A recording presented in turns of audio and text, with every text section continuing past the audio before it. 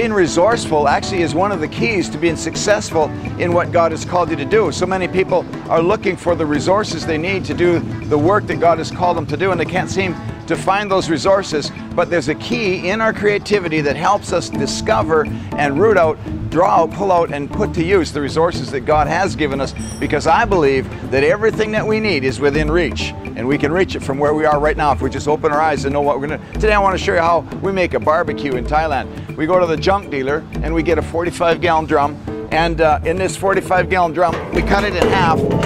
Actually, we can make 2 barbecues. All right, so hey, we already made one. Look at this.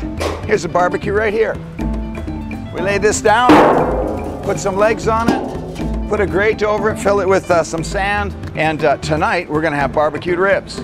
So we've actually had to learn to do a lot of things around here, and there's a whole box full of car parts, and in here is a car. We brought it in the shop here, welded the holes in the floor, you know, it's rusted through, fixed that all up, undercoating it, and now painting it. Our mechanic here is painting it. He does a tremendous job, and it's amazing what you can do with nothing if you're just resourceful. In Thailand, when we paint cars, we don't use a paint booth like we would in the West, where it's a dust-free environment, you know, where the fumes are drawn out and so on. We just paint it. And then at the end, it's got dust and everything all over, you know, flies have landed in it, whatever. And then he does an extra couple coats of clear coat on it. Then he sands it down with like 1200 grit sandpaper and polishes the whole thing off. So he puts his own finish on it. Resourcefulness.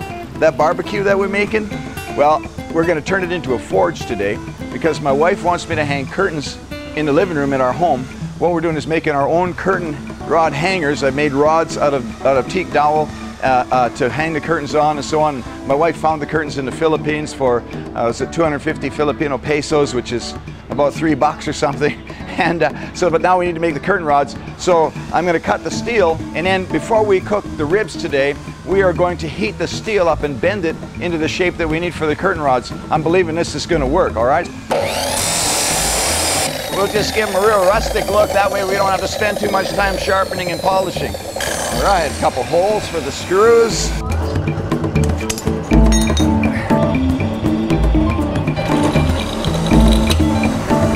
Okay, let's go home and fire up the barbecue.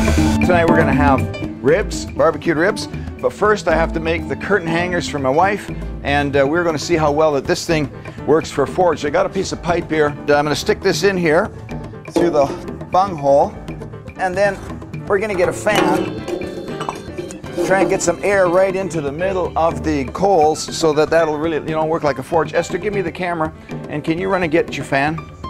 Thank you, honey.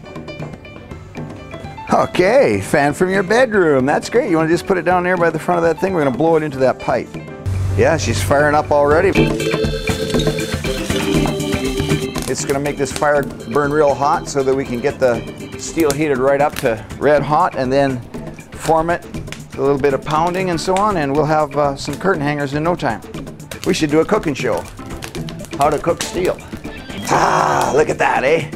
Okay.